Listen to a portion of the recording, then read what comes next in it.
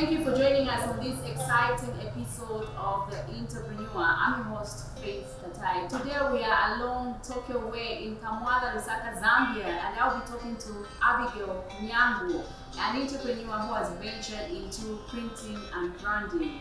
Abigail, welcome to The Entrepreneur. Thank you so much, Faith. Thank you for having me on your program. Well, we'd like to find out who is Abigail. My name's Abigail Nyangu, an entrepreneur in the printing and branding industry. I have a Bachelor of Arts degree in Public Administration from UNZA, and I'm also currently doing my MBA. I am a mother and a wife. Work experience, I'm a former banker until the time I got retrenched in 2021. Wow. So, from a banker to printing and branding, the connection there, I don't see it. What really inspired you to get into printing and branding? And you know, printing and branding is actually associated with men most of the time. But you are a woman, yes, it's male dominated. But now you are a woman into it. Where did this inspiration come from? Okay, the inspiration, as I told you, Faith, I was working and then I got retrenched. So after my retrenchment, I had to join my husband who was here in Lusaka. So by then, here in Lusaka, my husband was doing a side business. He's formally in is working. He's got a formal job. Yes. So when he goes for work, I will be helping out with his side business. So that's how I got interest. You know, you're bored, you're used to working. So when helping out, I developed interest. So after the interest, he decided, well, maybe we open up a small shop. Since I have these few equipments, you help me to supervise the guys at my shop as we are waiting for you to be employed. Yeah, by then I was still job hunting. Like that was just the next thing was to look for another job. So that's how we started in a small shop. Interesting. So what does your company involve? What is your business all about? So our business is in printing and branding. So in printing, we print invoice books, we print magazines, we print flyers, we make posters, we make calendars, and then on the branding part, branding is about giving an organization that unique identity. So in branding, that's where like we give you as a company, like maybe if you Faith as a company, you come to us, we design your logo, you tell us the colors, we help you find the colors, we come and put the billboards for you, even the 3D signages. We also give products that unique look. You know, maybe there is a new product in the industry, or you come up with an idea maybe of making soap or anything that you can come up with, or it can be food products, it can be juice. So we design that, we design for you how your product will be portrayed. So maybe that sticker there, we design for you. And then we also dress you up. For instance, we manufacture corporate shirts, yes, and then we also embroider on them. So we give you a uniform. You say, no, maybe I also want a uniform. So apart from giving you the physical outlook, maybe outside of your shop or of your industry, we also maybe give you a uniform. We also manufacture worksuits. Yeah, we are also doing uniforms. Yes, so branding is about a lot of things, and that's what we are doing here at Amotech. In terms of your customers, who are your main customers? Okay, we have a number of customers, and customers are, apart from corporate clients, we also have individual clients. Anyone can walk in Yeah, but we also have a number of corporate clients that we are working with at the moment. Wonderful. Can you describe the moment when you felt, okay, this business, I think it's what I needed to do? Okay, you know where I'm coming from, the banking sector. I learned about customer service and marketing. So when I came here and we opened up the business, and I would offer solutions to customers, like convince them to do a product with us, to convince them by then maybe just doing a simple t-shirt with us. And then when we made that product and the customer was happy about it, I gained more confidence, and then I was more happy to say, okay, this is working out. At least I can even do more. So the next day, I'll wake up with that in mind to say, let me go and do better than yesterday. Let me go and make my clients happy. And yeah, that's how it works. Who has been your mentor? Like, who do you look up to during your entrepreneurial journey? Who have you been looking up to? Okay, my husband, definitely. My husband is the one who has influenced me in this industry. To begin with, I didn't have any idea that I was going to be in this industry, and I was even going to know about t-shirts, because where I'm coming from is a very different space. So he's the one who influenced me, he's the one who guided me, he's the one who gave me the motivation. Yeah. So even when we opened, and it was just me and my worker, as I told you earlier, it was just a small shop when we initially opened. So it was just me and my worker. So there will be times I'll be like, I would call him since he works out of town. I'll be like, today I'm not going to go for work. Why are you not going for work? You know, our worker called yesterday to say they're not going to come, they're not feeling well. But is that the reason why you shouldn't go? Don't you know that you're a number one worker yourself? You have to go. And then I'll be like, now where am I going to start from? You know, you have confidence in this worker to say, they're the ones who know about branding, they're the ones who know how to make a t-shirt. And then your husband says, no, you have to go. So you know those moments whereby he has said, let you go. So I would wake up, I come here, even when I'm alone, I would outsource. I started networking. He would tell me, no, if this is not working, you go downtown. Go and ask these guys. Okay, let me connect you to this guy at town center. You know, he's not here, but he's making those connections for me. So as I got to do those things, I got more confident. So I thank him for that, because he actually pushed me. Yeah. What personal sacrifices did you do to build your brand? Yes, looking back, yeah, sacrifices actually were many. To start with, I have small kids, and by then, like 4 years ago, they were even smaller. So there are times they would need my attention, and then I have to be here. So I sacrifice my time, yeah, for the kids. And then even functions, I could not attend certain functions, yeah. And then even family, you know, family time. That times maybe there is something happening in the family.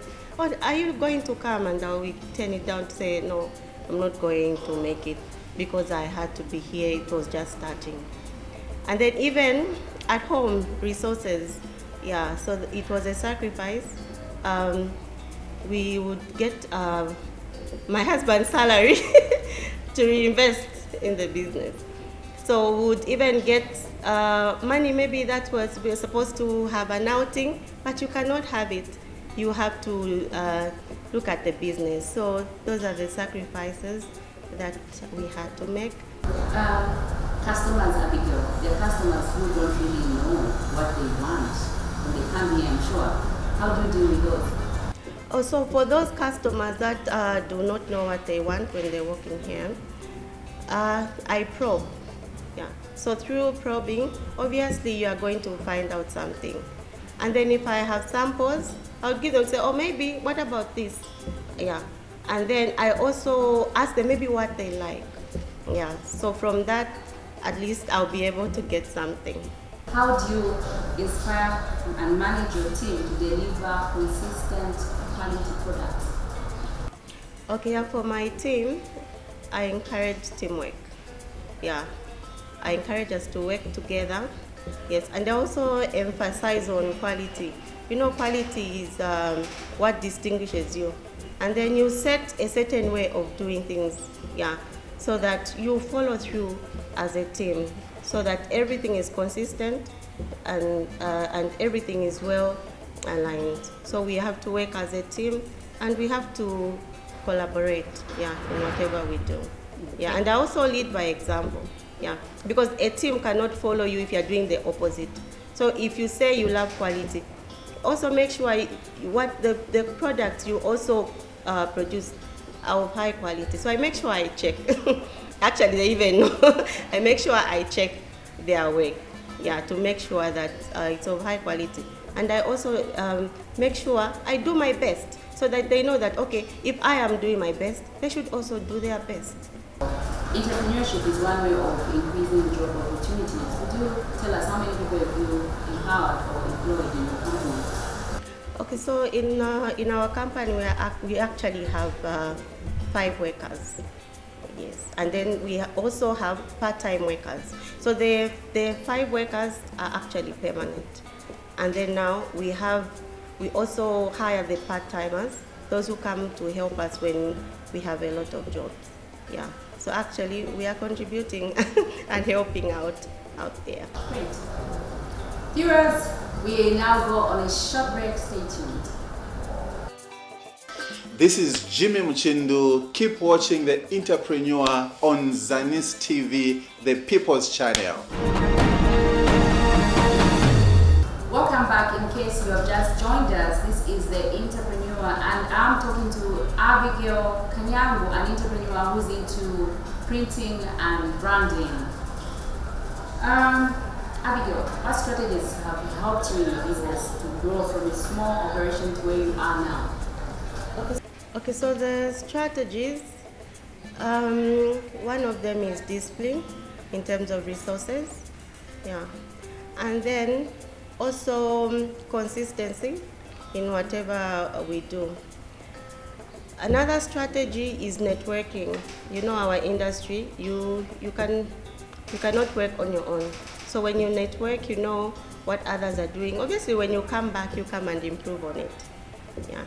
And then we also invest in technology, like from the monies that we are making, we reinvest because, you know, things change over time and people want what's trending. So you have to reinvest in machinery, yeah, so that you bring in more clients because of the machinery that you have. How do you differentiate your services in a world that is very competitive? Oh, okay. Yeah, obviously quality. Yeah. So we make sure that our products are of top-notch quality. Yes. So that's what has really helped us in this competitive industry. Okay. In terms of marketing, what media platforms are you using to actually market your products? Okay, so for me, I use WhatsApp. We also have a Facebook page. Yes. So and then even our friends, family and friends, you know, they refer us. Yeah, they refer us to, other clients. So even you, Faith, you having come here, I expect clients from me. So refer me. Yeah. What has been your most successful story or branding project so far in business? Okay, so in our branding business, so we have done a number of them. Yes, but the most successful that I can talk of is when we branded the Hook Bar and Restaurant near Lewanika Mall. Yes, so that one is one of the most exciting in that the client had very much confidence in us. So whereby the client was like, you know what you're doing. So we designed for him, yeah, We designed for him. We showed him how the mock-ups, how everything was going to be. And when we started working on it, it was just so effortless, whereby he wouldn't even maybe like come to really check on what we are doing. It's like he trusted us for a good work. So we make sure we did our best. Yeah, we branded from the tables. We put up the 3D signage there at Hook. We also did the pylon from the outside. From there, we also gave them the look like they are workers. The uniforms were done by us, yeah, including the shirts, the aprons. Yes, we customized everything for them. So the tables, the outlook, the light boxes was done by us. So after everything was done, it's that thing whereby you look at a place and you are proud of yourself and you are happy, and the next thing you are looking for is just, okay, what is the owner? What is the owner coming to say? And then when he came to look at everything, he was so happy. He was excited about everything, and yeah, that was so fulfilling for me. Yeah. Wow, great. You mentioned to say that you are a mother, you are a wife. How do you strike the balance doing your business and being a mother? Oh yeah, so doing business and being a mom, it's not easy, Faith, but yeah, I try my best. So there are times, obviously I have to create time for them. There's no one who's like ever busy that you cannot create time for what is important. My children really matter to me, and in as much as this is for them, this is for us, this is our family business, and I have to be here, I try by all means to create time. And I also try by all means to be here, to give my services here, to give it the best so that this small enterprise can grow bigger. Let's talk about challenges. What are some of the challenges that you encountered in your early stage of your business? So in my early stage of business, the challenges that I incurred was sometimes lack of business. So it was up to me, up to my husband, to look for clients, and that was challenging at that time. And then, I didn't know much about this, so it was challenging to fit in. Yeah, but as I said, my husband pushed me. He would, connect me. So those challenges, trying to settle down. You're from a place where you're just seated in the aircon, just calling next, doing what, and then now you have to do it on your own. So it was challenging, yeah, at the beginning, but I got used to it and pulled through. What are the hardest lessons that you've learned as an entrepreneur? You being the director for the company. Okay, so the hardest lessons are making those tough decisions. Yeah, as a director, sometimes you have to make those tough decisions because you are the one with the vision and you are the one who knows how things should move. So sometimes you find that those decisions that you make, they are uncomfortable to other people, maybe your workers, but you have to make them. Yeah. What advice do you have for entrepreneurs watching this program right now who would like to venture into this kind of business? Oh yes, in this kind of business, everyone is welcome. The cake is big, even you can do it. So do not get discouraged. So there is no one who does it perfect. There can always be your share. So do not be discouraged. Start when you can. Start even when you feel you can't.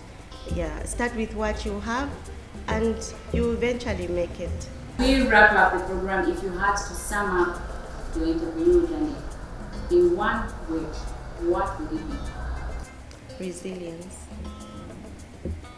Yeah. I've been resilient. I think, yeah, that's what can best describe my journey. Okay. Abigail, thank you so much for coming through to the entrepreneur. We really appreciate it. And thank you so much, Faith, for having me. Viewers, that's all we had for you on The Entrepreneur. This has been Faith Katai. Keep watching Zanis TV, the People's Channel.